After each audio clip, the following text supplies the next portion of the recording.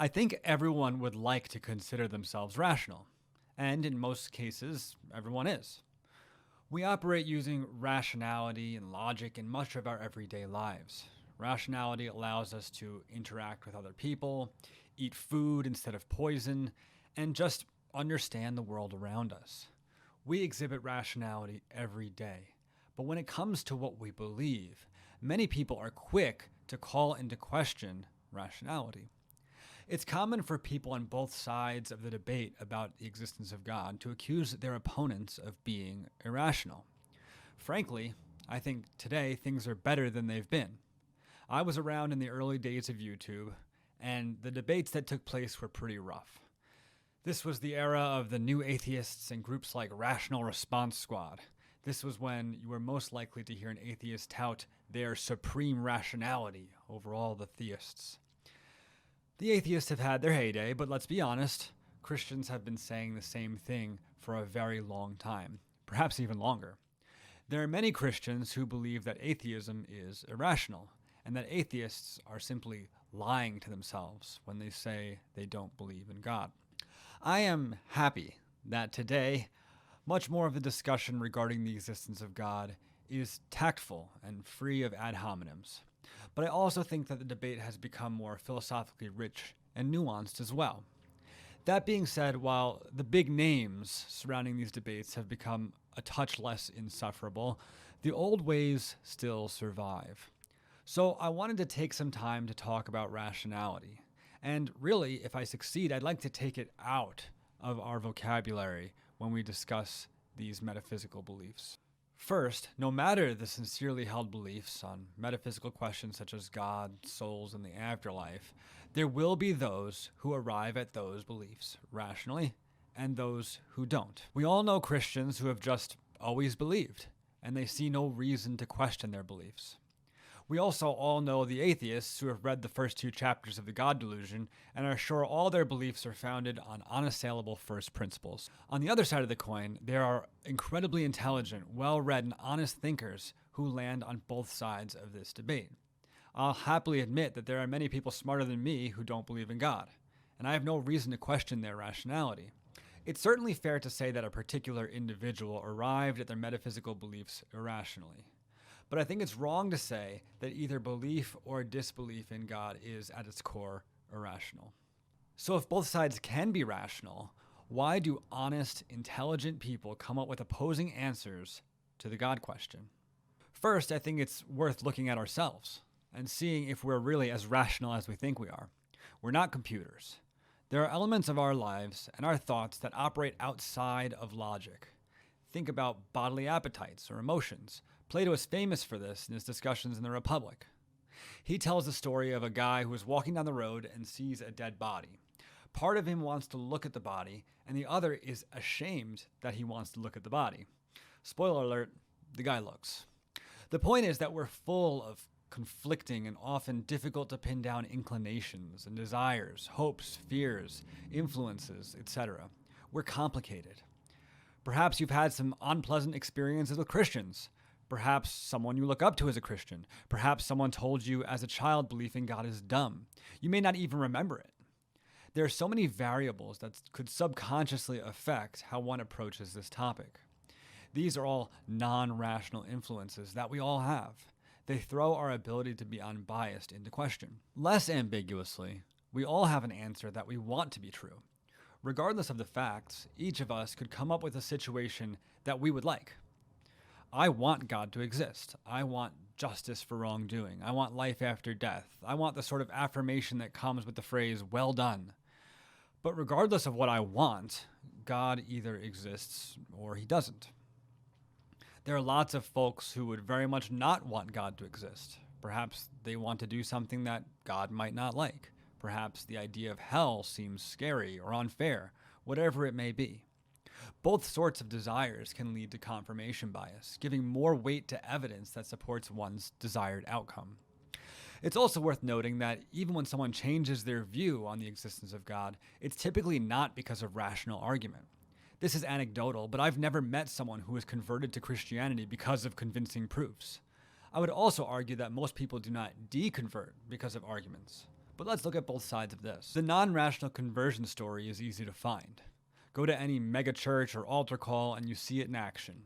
Loud music, emotions high, probably a smoke machine or a laser light show. Then the pastor gives a compelling sermon and invites people to come and get saved. None of that is rational argumentation. Still, it changes people's minds.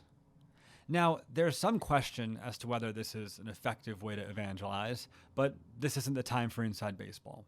Okay, so that's how Christians might do it, but how about atheists? Surely they follow the argument wherever it goes. Well, not usually. There are lots of ways this could go, but I think there are 3 routes of deconversion that tend to be the most common. The first is more common recently. You see it in the context of deconstruction.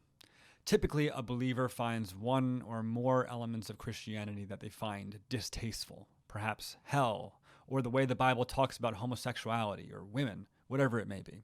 Since these distasteful elements go against the person's inner sense of what's right, they must be reconsidered. This is almost always quickly followed by a near complete rejection of the Orthodox Christian faith as a whole. Now, this process is not always terminated in atheism, but it can be, and it often is. But notice, it's not a rational process. It isn't rationality that leads to this place, it's feelings. The next path of deconversion is similar, but more personal.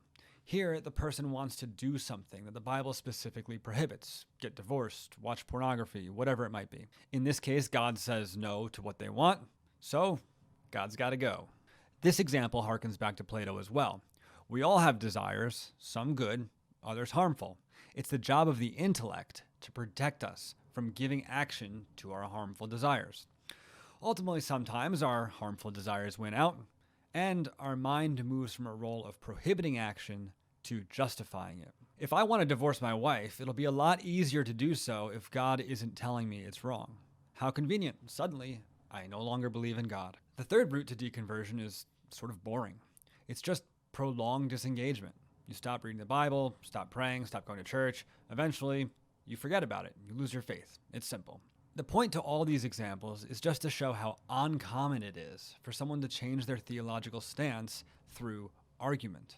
Of course, it happens. I'm not denying that. But even then, there's a good chance that other factors were at work in the process as well. No one is pure rationality, and we have to stop pretending that it's possible to be so. But there's another layer to all of this. Even if we can get past our bias, what reason do we have to believe that rationality will even do us any good in the realm of metaphysics? Both theists and atheists have a problem here, but for different reasons. I've often heard Christians argue that because God is rational, he created a rational world, that we can understand the world rationally.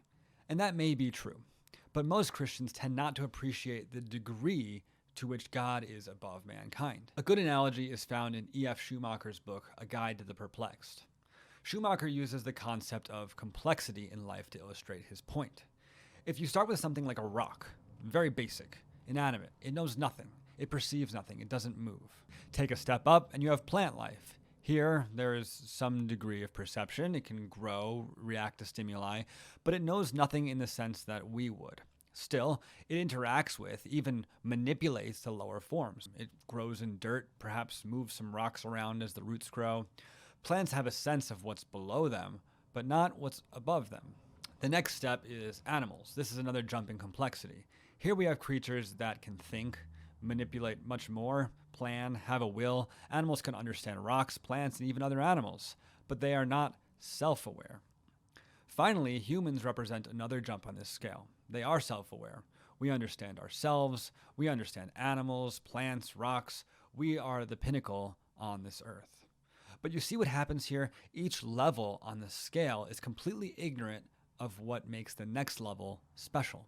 If we continue taking steps up and get to God, whether it's one step or many steps higher, the scale of complexity gets a lot more complex.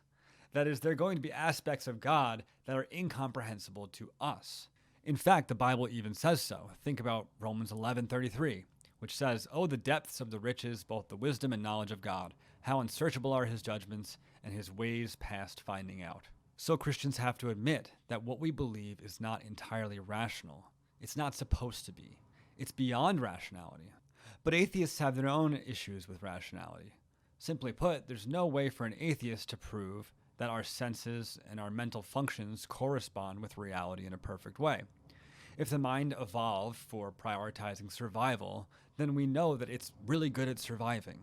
But there's no reason that a mind built for survival is one that understands reality comprehensively. Furthermore, there's no way to understand that your senses themselves are comprehensive. There could be any number of realities at play that are beyond our senses or our tools of measurement. That doesn't nullify rationality, but it does call into question whether rationality is sufficient to understand all things that exist. Plus, both sides of this argument would agree that in discussing the existence of God, we're dealing with a reality that is beyond sense experience. As Plato would put it, we're contemplating higher realities. I'm not advocating that we stop using logic or rational arguments, but I want to point out that neither side has the monopoly on rationality. I want us to begin to acknowledge the frailty of rationality, and that as far as the God question goes, it's much more multifaceted than we want to make it. The debate is an important one, but it's also one that should be considered from many perspectives, both subjective and objective. We can gain insight not only from empirical arguments, but from looking inward at ourselves, looking at the art we create, looking at the way humans interact with each other, and hopefully we'll do that going forward. I think the way that we talk about God these days is very stale and reductionistic. And no matter which side you land on, I think that it's time to start doing it a little differently. And that's what I hope to do here on this channel coming up. So follow for more.